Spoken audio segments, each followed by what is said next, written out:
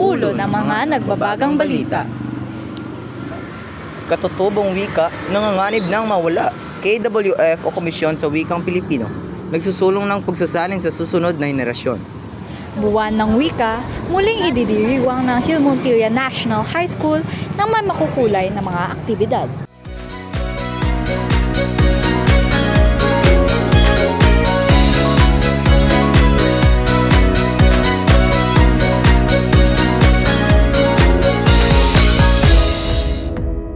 Eksklusibo balita sa sariling wika. Serbisyong totoo sa mga Pilipino. Magandang araw Pilipinas, mula Luzon patungong Mindanao. Ako ang inyong tagapag-ulat, Janian Billy. At ako naman ang inyong gabay, Leon sa Limon na Hindi. Nag-uulat, Naglilingkod, nagbabalita para sa bayan at tinig ng katotohanan. At ito ang Tinig Patrol.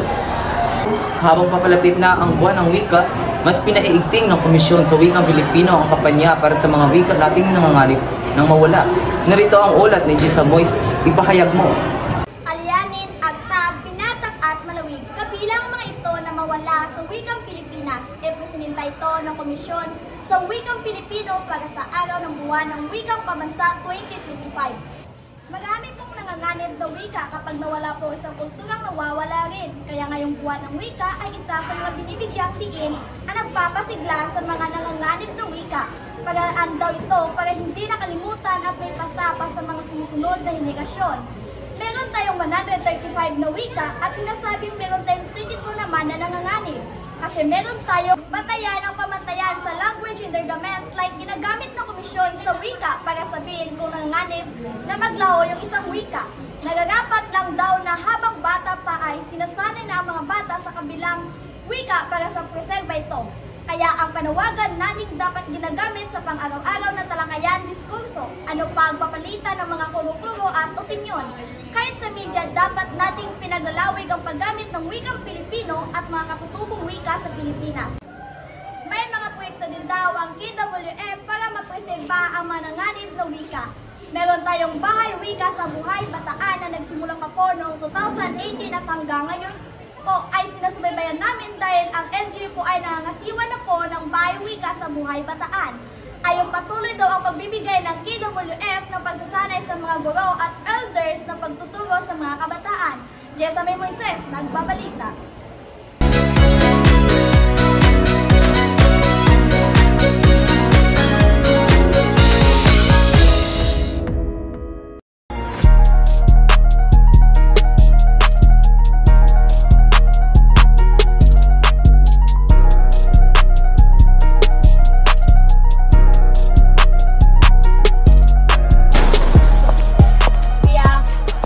Finally, we're Wow! here! Philippines is so beautiful! Told you, right? Philippines is so gorgeous. Yeah.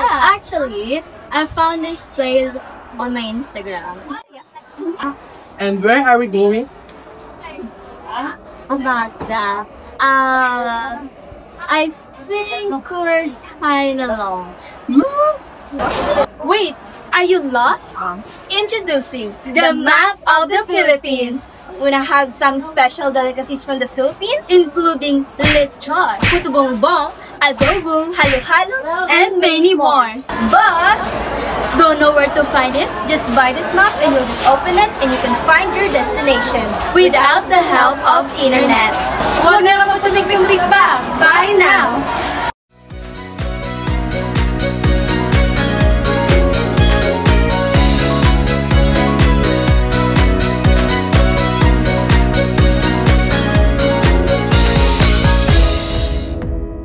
Ngayong Agosto, buong bansa ay nagdiriwang ng buwan ng wika.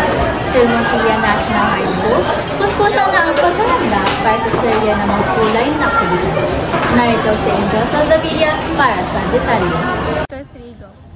Magandang araw. Ako si Angel G. Saldavia at narito tayo ngayon sa Hill Montilla National High School kung saan abalang-abala na ang mga mag-aaral at guro sa kani-kanilang paghahanda sa isa na namang makabuluhang pagdiriwang ng buwan ng wika. Sa temang paglinang sa Filipino at katutubong wika, makasaysayan sa pagkakaisa ng bansa. Sa buong buwan, iba't ibang makabuluhan at makukulay na gawain ang idinaraos linggo-linggo, mga patimpalak, pagtatanghal, at iba pang aktibidad na nagpapakita ng pagmamahal sa sariling wika at kultura. At syempre, lahat ng ito ay magtatapos sa inaabangang culminating activity sa huling linggo ng Agosto. Narito ang isa sa mga estudyante upang tanungin natin. Ano ang pakiramdam mo habang naghahanda para sa buwan ng wika at bakit mo ito pinahalaga? Masaya kasi pinapahalagan ko ito kasi ito ay parte na ng ating kultura. Talagang kapanapanabik ang inaabangang selebrasyon ng buwan ng wika dito sa Hill Montilla National High School. Hindi lamang ito simpleng pagdiriwang, kundi isang pagkakataon para sa kabataang Pilipino na ipakita ang pagmamalasakit sa sariling wika at kultura.